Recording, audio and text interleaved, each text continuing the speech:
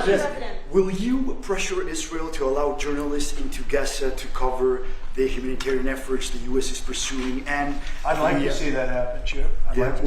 I would like to see it happen. I would be very fine with journalists going in. It's a very dangerous position to be in, as you know, if you're a journalist, but I would like to see it. And on tariffs, Brazil, Mexico, and Latin America are getting closer to China, and they say it's partly because of the tariffs you're imposing those countries. Are you concerned them getting closer to China? No, not at all. I'm not concerned at all. They can do what they want. None of them are doing very well, and what we're doing in terms of economics, we're blowing everyone away, including China. We're doing better than any other country in the world right now. Brazil has been a horrible trading partner in terms of tariffs. As you know, they charge us tremendous tariffs, far, far more than we were charging them. We weren't charging anything, essentially.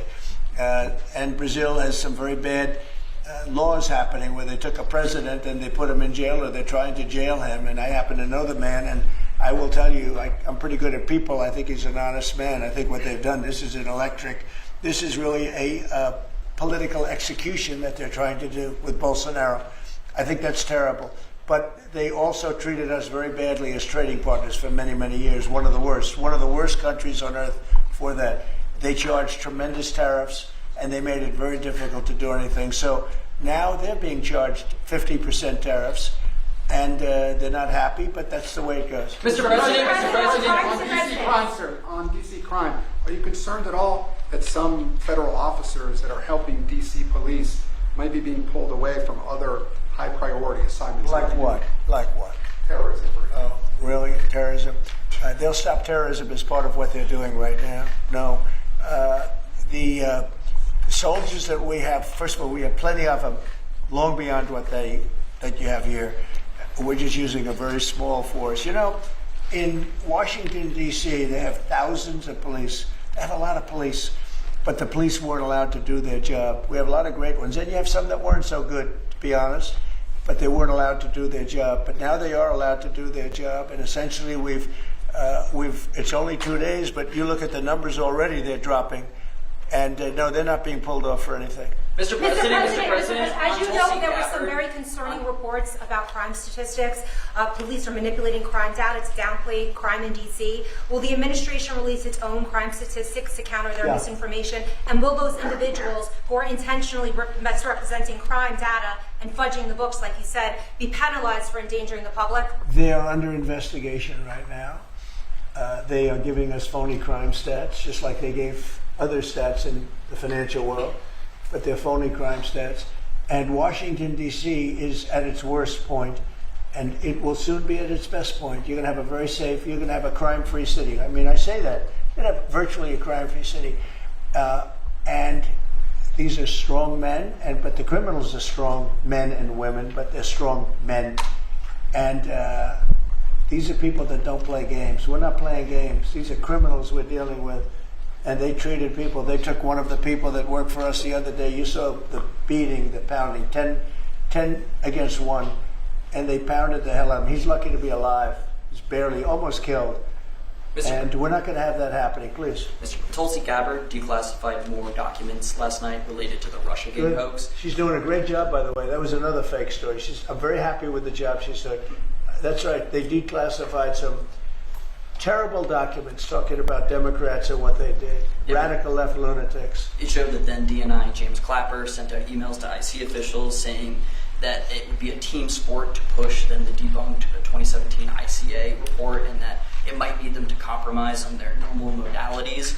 What's your reaction to the latest declassification? And in your view, sir, what does real accountability look like for players? It's incredible what we're finding.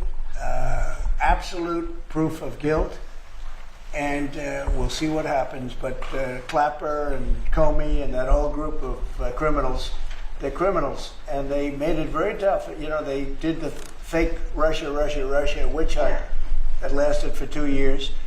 And I got totally exonerated. There was no doubt about it. They should have done it in 1 day, not 2 years. But there was a whole scheme to try and demean Trump so that I couldn't win an election. And that is a criminal group of people. They're sick people, and they're criminals, and they should be taken care of. Mr. President, does Putin have a strong hand tomorrow?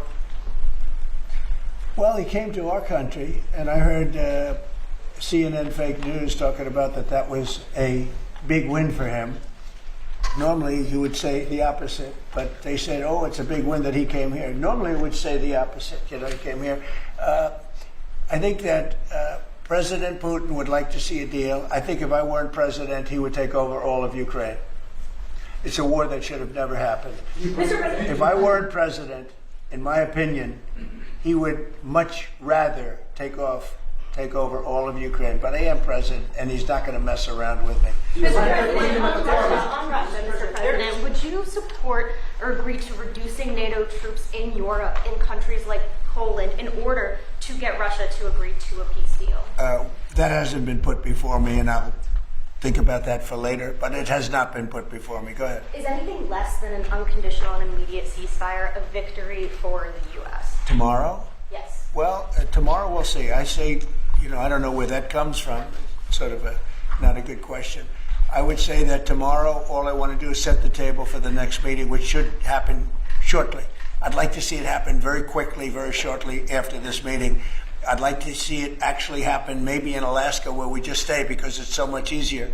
But I think that it's going to be very interesting. We're going to find out where everybody stands, and I'll know within the first 2 minutes, 3 minutes, 4 minutes, or 5 minutes, like we tend to find out whether or not we're going to have a good meeting or a bad meeting. And if it's a bad meeting, it'll end very quickly. And if it's a good meeting, we're going to end up getting peace in the pretty near future. Okay? How about one more? Mr. President, on the Smithsonian.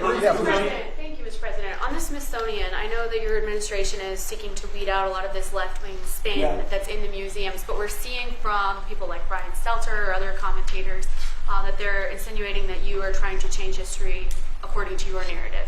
What's your response to that, and is there anything you'd particularly like to take a We look want at? the museums to treat our country fairly. We want the museums to talk about the history of our country in a fair manner, not in a woke manner or in a racist manner, which is what many of them, not all of them, but many of them are doing. Our museums have an obligation to represent what happened in our country over the years, good and bad, but what happened over the years in an accurate way. Thank you very much, everybody. Mr. President, how do you reconcile that, though?